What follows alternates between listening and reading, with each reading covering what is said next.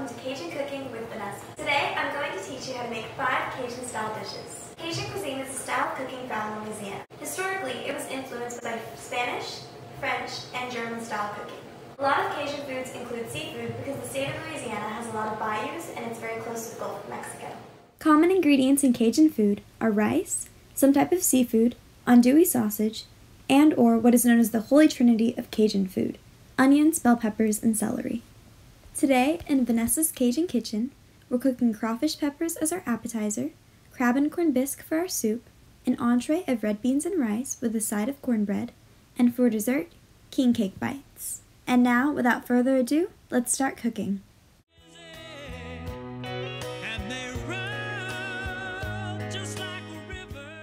For our first dish, we're making an appetizer known as crawfish peppers. Essentially, these are bell peppers that are going to be stuffed with all of the ingredients we have here. So we have bell peppers, potatoes, shrimp. Normally I would use crawfish, but I didn't have access to those. Cajun seasoning, and tazo, which is a style of smoked pork made in Louisiana, Parmesan, green onions, egg whites, sour cream, and milk. So for the bell peppers, I cut off the tops and I cleaned out the insides and then boiled them for 5 minutes. And then I have 2 small potatoes that I boiled and then peeled. So I have all of my ingredients pre-measured out, but if you want a more specific rundown of all of the ingredients, you can go to Vanessa's Cajun Cookbook. So for our next step, we're going to be making the filling for the crawfish peppers. So I'm going to add the potatoes, the milk, and the Parmesan, and first I'm going to mash my potatoes. And then we're going to add in our milk and half of our Parmesan. And then mix until combined.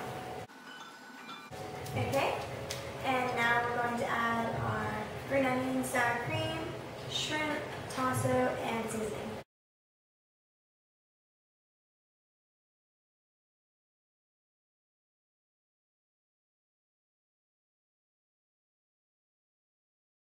Lastly, we're going to beat our egg whites and then add them to the mixture. Alright, now they're ready to go in. I'm going to mix this all up and then put them into the peppers. This is the filling that's going to go into our peppers. And it smells really good. I know y'all can smell it, but trust me, it does.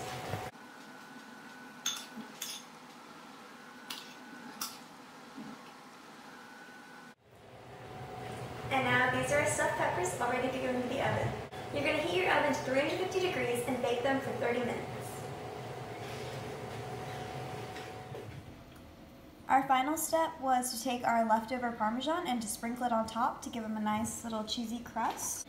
And here's our final product, the crawfish peppers fresh out of the oven. I used some of the filling that was left over from our crawfish peppers, and I put them in a small bowl with a piece of bread as a crust so that none of our filling would be wasted. And this is a little extra thing that you can try, and in Louisiana, whenever you get a little bit extra or more than you asked for, they call it lagniappe.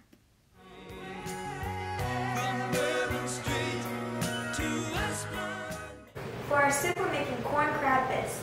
If you don't know what bisque is, it's basically a creamy soup that has vegetables and seafood in it.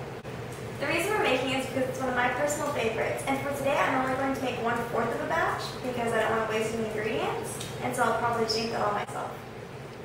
For our ingredients, we have crab meat, a little bit of shrimp, this is whipping cream, evaporated milk in here, shrimp stock, creamed corn, regular corn, chopped onions, chopped green onions, butter, a little bit of garlic, hot sauce, and then this is a mix of cornstarch and water. And here we have all of our dry seasonings like salt, pepper, cayenne pepper, oregano, and parsley.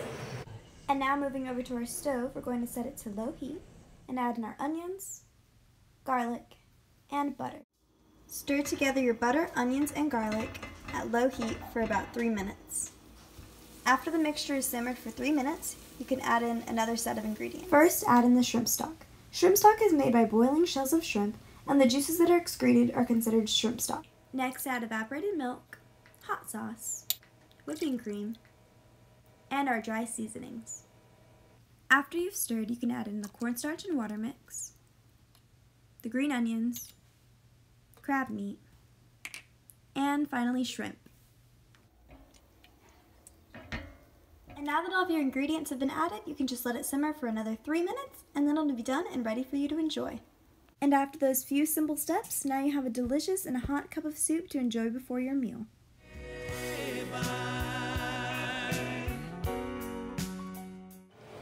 For our main entree, we're cooking red beans and rice.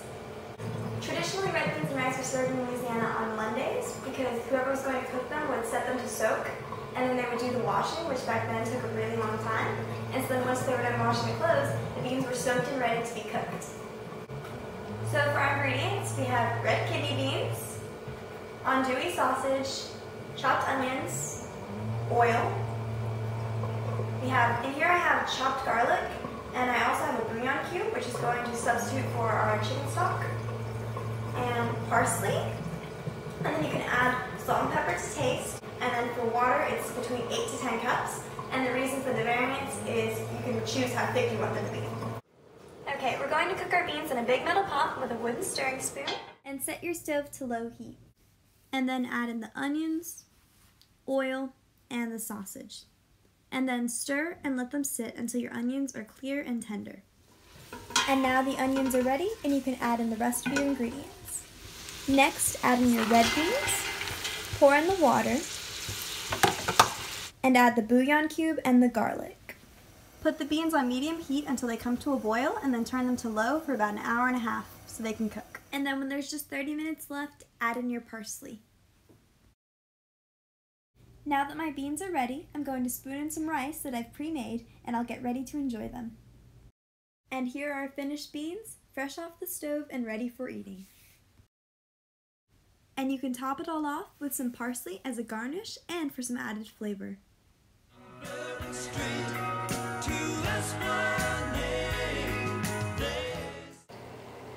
As a side for our rice and beans, we're making mini cornbread muffins. If you've ever been to Louisiana and had Cajun food, you've probably eaten it with some sort of bread, like French bread, pistolets, cornbread, etc. Which is because a lot of the Cajun-style foods have a lot of liquid, and so people like to use their breads to sop up the extra liquid so they can maximize their eating experience.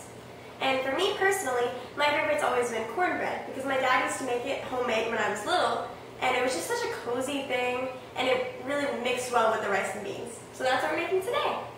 So for the ingredients in our batter, we have yellow cornmeal, flour, sugar, salt, baking powder, milk, eggs, and vegetable oil.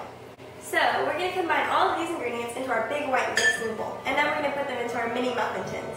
So personally, I like to add all the dry ingredients first and then do wet later, so I'm going to add all the dry, mix them up a little, add the wet next, and then mix those in too.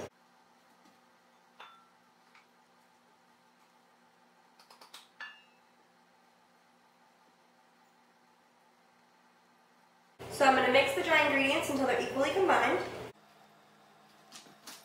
And then add in milk, our beaten egg, I don't think I mentioned that earlier, and vegetable oil. I went ahead and put my batter in my muffin cups. I made sure to spray my muffin cups with Pam because my mom says that's a crucial step to make sure the breading doesn't get stuck to the paper. This recipe yields 32 corn muffins. I have the rest of mine off to the side. I'm going to put these in right here at 425 degrees for 25 to 30 minutes. Let's go! I took the cornbread muffins out of the oven, and they're perfect golden brown, and they're ready for eating.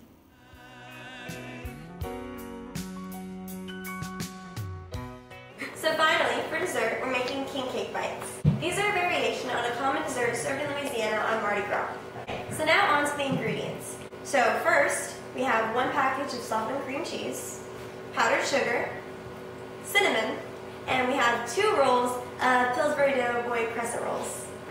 So the ingredients I have here are just for making the dough portion of the bites. Later we'll get into the ingredients for how to make the glaze and the sugars. So for our first step, we're going to make the filling, and in order to do that, we're going to use the mixer. So let's get started. Into the mixer, we're going to add our cream cheese, and I'm going to use my spatula to make sure I get it all in there. This is our softened cream cheese, and then we're going to pour in the powdered sugar very carefully so it doesn't explode everywhere. And then, use your spatula, scrape it the sides and make sure it's all on there. And then using our paddle attachment, we're going to beat the cream cheese and powdered sugar together at a slow speed so it doesn't explode everywhere, like mine just did. Okay, well I have this mixing right here. I'm going to turn my oven on to preheat to the range of 50 degrees, just so that's all ready to go once I have everything set up. So, around halfway through the mixing process, turn the mixer off and use your spatula to kind of stir around the powdered sugar and cream cheese just so that it mixes really evenly. So I went ahead and transferred our cream cheese mixture to this little bowl so we can start making the filling. So what we're going to do is we're going to get a pan and we're going to spray it. That's a crucial step because you don't want your bars to stick to the pan, obviously. So we're going to spray, and then we're going to put our Pillsbury crescent roll dough on the pan. Okay, so I laid out my crescent roll dough, and what you're going to want to do is leave them in rectangles. So you're going to keep two of the triangles that they normally come out in together. And it's going to end up like this. And then this is one roll right here. I have another roll on another pan over there that I'm going to do off camera. And so then you're going to press together the little crimped parts so that like the triangles actually combine into a full rectangle.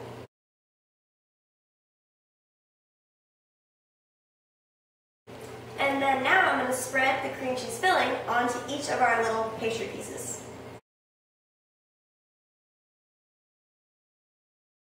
Okay, so now that all of the dough pieces have icing on them, we're going to sprinkle on the cinnamon for our final touch for the filling. Now that we've put on the cream cheese and the cinnamon and all that, they're ready to get folded up. So what you're going to do is you're going to take each rectangle and you're going to fold it into thirds, almost like you're making a burrito of sorts, and it's going to come out like this. Okay, so your final effect should look like this, and then you're going to take each of your little cinnamon burritos and you're going to cut them into fourths. So this is what your bars should look like just before they go into the oven. The recipe yields 32 bars, which is a pretty good amount considering how little effort this took and how delicious they're going to taste. I'm going to go ahead and put these in the oven for 13 to 15 minutes at 350 degrees. The last step for the king cake bites is making the glaze, and it's super easy. All it takes is mixing together powdered sugar and milk. And the result is a sweet and creamy glaze, which we're going to pop onto our king cake bites here in a second. So I have my king cake bites here. I have 8 of them for right now. And what you're going to do is you're just going to take some of your glaze and pop it onto your king cake bite. And now for the most exciting part, the decorating. So we have our iced king cake bites, and we're going to cover them in Mardi Gras colored sugars. So here we have a gold, green, and purple. I'm just going to sprinkle a line of each color onto 1/3 of the bites. So I sprinkled our colored sugars onto the king cake bites, and I'll bring y'all a little bit closer so you can see just how great they turned out. And here's our final product. Adorable bite-sized king cakes.